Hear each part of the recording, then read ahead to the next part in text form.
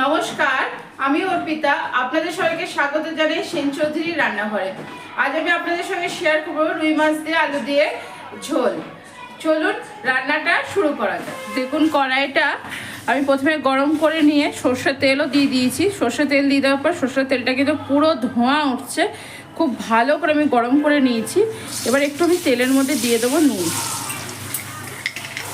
নুনটা একটা জায়গায় হয়ে গেল, তো কড়াইয়ের গায়ে পুরো ভালো করে আমি নুনটা এইভাবে দিয়ে নেব। মাছ ভাজার সময় বারবার বলে থাকি, তেল কিন্তু একদম ধোঁয়া ওঠা গরম করবেন এবং এরমভাবে নুন দিয়ে নেবেন, মানে মাছ কখনো ভাঙবে না। এবার আমি একে একে মাছগুলো তেলের মধ্যে ছেড়ে দেবো।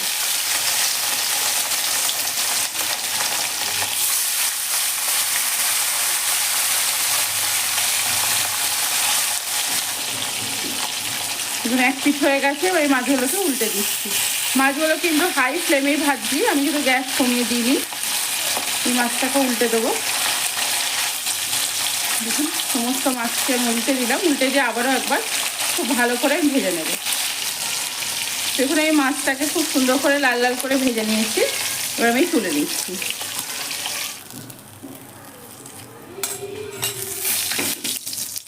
এবার ওই তেলের মধ্যেই আমি মাছের মাথাও ভেজে নেবো। আমি ঝোলে মাছের মাথা দেবো, তেলের মধ্যে মাছের মাথাটা দিয়ে মাছের মাথাটাও আমি ভেজে নেব।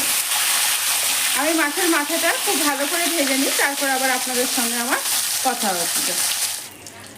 দেখুন, আমি মাছের মাথাগুলোকেও খুব সুন্দর লাল লাল করে ভেজে নিয়েছি। এবার মাছের মাথাগুলোকে আমি তুলে নিচ্ছি। আমার কিন্তু সমস্ত মাছ ভাজা হয়ে গেল। এবার গ্যাসের ফ্লেমটাকে একটু বাড়িয়ে দেবো। আমি কমিয়ে ভেজেছি মাছের মাথা। গ্যাসের ফ্লেম কমিয়ে ভাজলে কি হয়, মাছের মাথার ভেতর অবধি কিন্তু খুব সুন্দর করে ভাজা হয়।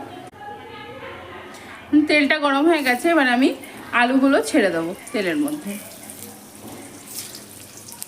এখানে আপনারা কমিয়ে বাড়িয়ে নেবেন আলু। এখানে আমি একটা বড় আলু দিয়েছি আর একটা ছোট আলু দিয়েছি, আপনারা আপনাদের মতো করে নিয়ে নেবেন। এবার আমি আলুগুলোর মধ্যে দিয়ে দেবো নুন। তেলেও কিন্তু নুন আছে, অল্প একটু নুন দিলাম। আর দেবো আমি হলুদ। নেড়ে দেবো আলুগুলোকে, যাতে দু পিটি ভালো করে হলুদ নুনটা লেগে যায়। গ্যাসের ফ্লেমটা আমি কিন্তু বাড়িয়ে রেখেছি। দেখুন, আমার আলুগুলো একদম লাল লাল করে ভাজা হয়ে গেছে, কিন্তু আলুগুলো আমি তুলে নিচ্ছি। আমি দু পিটি কিন্তু খুব সুন্দর লাল লাল করে ভেজে নিয়েছি। দেখুন, আলুগুলো আমি একদম লাল লাল করে ভেজে তুলে রাখলাম। এবার আমি ওই তেলে একটু 5 ফোড়ন দেবো। আমার 5 ফোড়নের মধ্যে আছে মৌরি, কালো জিরে, মেথি, রাঁধুনি আর এমনি জিরে। দেখুন, দিয়ে দিলাম। ফোড়নটা একটু ভেজে নেব। সবসময় ফোড়ন কিন্তু একটু ভেজে নেবেন, তাহলে খাবারের টেস্ট কিন্তু অনেক সুন্দর হয়। এবার আমি দিয়ে দিচ্ছি 1.5খানা পেঁয়াজ, বড় সাইজের 1.5খানা পেঁয়াজ। আর যদি মাঝারি সাইজ হয় তাহলে পুরো 2টো পেঁয়াজ দেবেন। পেঁয়াজটাকে এবার আমি ভালো করে ভেজে নেব। দেখুন, পেঁয়াজটা আমি ঢাকা দিয়ে বেশ কিছুক্ষণ কষিয়ে নিয়েছি। ঢাকা খুলে পেঁয়াজটা অনেকটাই আমার হয়ে এসেছে।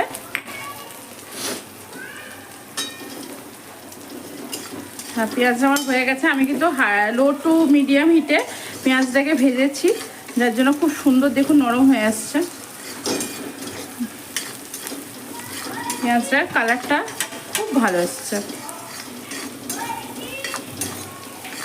এবার আমি এর মধ্যে দিয়ে দেবো আদা রসুন বাটা। এখানে আমার আদা রসুন বাটা আছে পুরো 1.5 টেবিল স্পুন মতো আদা রসুন বাটা।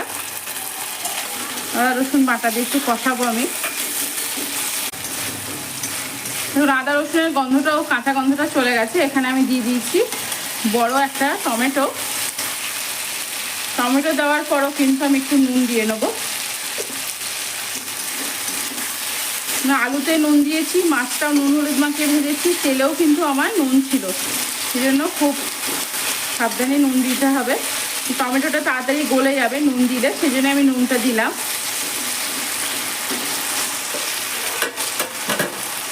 এবার টমেটোটা তো আমি ওই কিছুক্ষণ ঢাকা দিয়ে নেবো।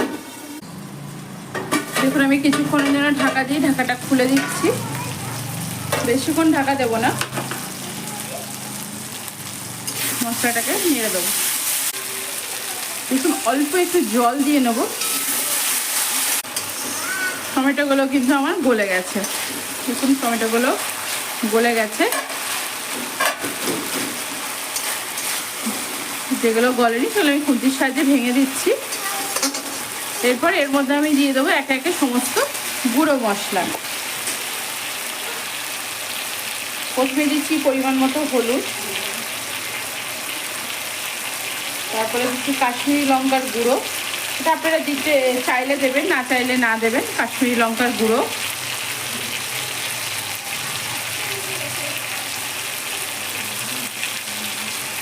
এক টেবিল স্পুন মতো ধনে গুঁড়ো, 1 টেবিল স্পুন জিরে গুঁড়ো। এর মধ্যে আমি জল দেবো অল্প। আবারও মশলাটাকে কিন্তু আমি কষাবো। দেখুন মশলাটা আমি খুব ভালো করে কষিয়ে নিলাম। এবার আমি এর মধ্যে দিয়ে দেবো আলু। আলু দিয়েও কিন্তু মশলাটা আবার একটু কষাবো। দেখুন এবার জল দিয়ে দিচ্ছি। যে থালাটায় আমি আলুটা রেখেছিলাম সেটা দিয়ে একটু জল দিলাম। জল দিয়ে কিন্তু আবারও খুব ভালো করে কষাতে হবে। দেখুন আলুটাও আমি মশলার সঙ্গে খুব ভালো করে কষিয়ে নিয়েছি। এবার দিয়ে দিলাম বেশ কিছু কাঁচা লঙ্কা, গোটা কাঁচা লঙ্কা। আপনারা কিন্তু যদি ঝাল খান তাহলে চিরেও দিতে পারেন লঙ্কাগুলোকে। এবার আমি এর মধ্যে দিয়ে দেবো, আর কষাবো না বেশি, পুরো তেলটা ছেড়ে এসেছে। এবার আমি দিয়ে দিচ্ছি পরিমাণ মতো এর মধ্যে জল। দেখুন ঝোলটাতে আমি পরিমাণ মতো জল দিয়েছি। আপনারা কিন্তু জলের পরিমাণ কমিয়ে বাড়িয়ে দেবেন। যে যেরকম খাবেন সেরকমভাবে কমিয়ে বাড়িয়ে নেবেন। এবার আমি এটাকে ঢাকা দিয়ে ফুটতে দেবো। এটা ফুটে উঠুক, তারপর আবার আপনাদের সঙ্গে আমার কথা হচ্ছে। দেখুন ঝোলটা আমি অনেকক্ষণ ফুটিয়েছি ঢাকা দিয়ে। ঢাকাটা খুলেও নিয়ে আপনাদেরকে দেখাচ্ছি। জলটা কিন্তু অনেকটাই শুকিয়ে এসছে। অনেকক্ষণ ফুটিয়েছি ঝোলটা। এবার আমি এর মধ্যে দিয়ে দেবো ভেজে রাখা মাছগুলো। ঝোলে কিন্তু মাছ দিয়ে বেশ কিছুক্ষণ ফোটাবেন, নাহলে ঝোলের কিন্তু টেস্ট হয় না। মাছগুলো আমি দিয়ে দিলাম। মাছগুলো দিয়ে তো আস্তে আস্তে করে খুন্তির সাহায্যে এইভাবে ঝোলের নিচে ডুবিয়ে দেবো ঝোলের মধ্যে।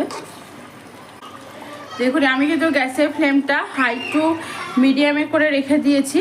দেখছেন আস্তে আস্তে ফুটছে। এবার এটাকে আমি ঢাকা দিয়ে বেশ কিছুক্ষণ ফোটাবো মাছ দিয়ে, কারণ মাছ দিয়ে না ফোটালে কিন্তু ঝোলের টেস্ট একদম হয় না। দেখুন আমি ঢাকা দিয়ে প্রায় 5-7 মিনিট ফোটানোর পর এবার আমি ঢাকাটা খুলে দেবো।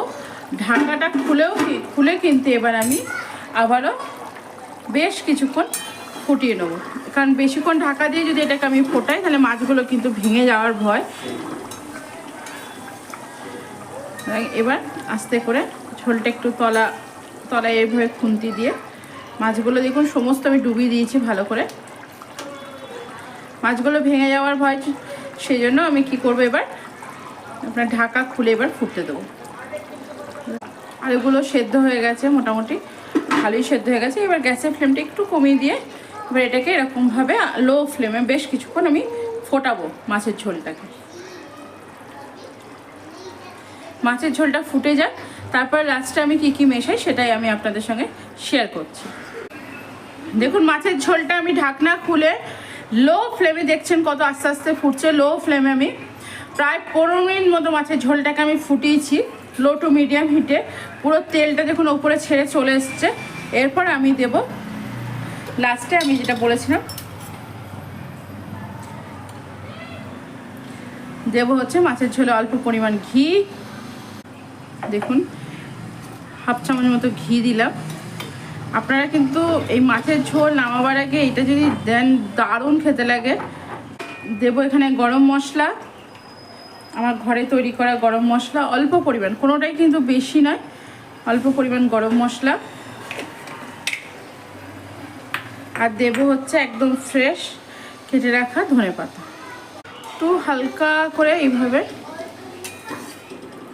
দেখুন আমি কতটা দিয়েছিলাম ঝোল, ফুটিয়ে এইটুকু করেছি। অপূর্ব লাগে। মাছের ঝোল কিন্তু ফোটাতে হবে, মাছের কোয়ালিটির ওপর তো নির্ভর করে অবশ্যই, কিন্তু তবুও মাছের ঝোল কিন্তু একটু ফোটাবেন, খুব ভালো খেতে লাগে। অপূর্ব গন্ধ আসছে, যদি আমি গন্ধটা আপনাদের সঙ্গে শেয়ার করতে পারতাম অবশ্যই ভালো লাগতো। দেখুন মাছের ঝোলের কালার আর টেক্সচারটা কত সুন্দর দেখতে লাগছে। এবার আমি গ্যাসের ফ্লেমটা কিন্তু অফ করে দেবো। মানে একবার গ্যাসের ফ্লেমটা অফ করার আগে একবার বাড়িয়ে দিলাম, ব্যাস এই 15 থেকে 30 সেকেন্ড মতো বাড়িয়ে দিয়ে এবার গ্যাসের ফ্লেমটাকে অফ করে দিলাম। দেখুন একটা বাটিতে আমি আপনাদেরকে একটু মাছের ঝোলটা পরিবেশন করে দেখাচ্ছি।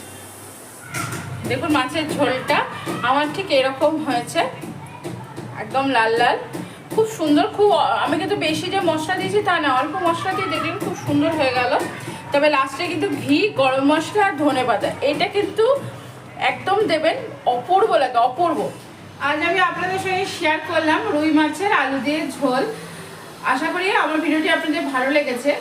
তবে প্রথম থেকে শেষ অবধি ভিডিওটা দেখবেন। লাস্টে যে আমি ব্যবহার করেছি ঘি, গরম মশলা, ধনেপাতা, এটা অবশ্যই কিন্তু মাছের ঝোলে দিয়ে দেখবেন, খুব ভালো লাগে খেতে। যারা মাছের ঝোল খেতে চায় না তারাও কিন্তু চেয়েই খাবে। যদি আমার ভিডিওটি আপনাদের ভালো লেগে থাকে অবশ্যই লাইক, শেয়ার, কমেন্টস করতে তো ভুলবেন না। চ্যানেলটিকে অবশ্যই করে সাবস্ক্রাইব করবেন, চ্যানেলটিকে সাবস্ক্রাইব করে আমার পাশে থাকবেন। আজ এখানেই, ভালো থাকবেন, সুস্থ থাকবেন, আনন্দ থাকবেন, অনেক অনেক সুখে থাকবেন।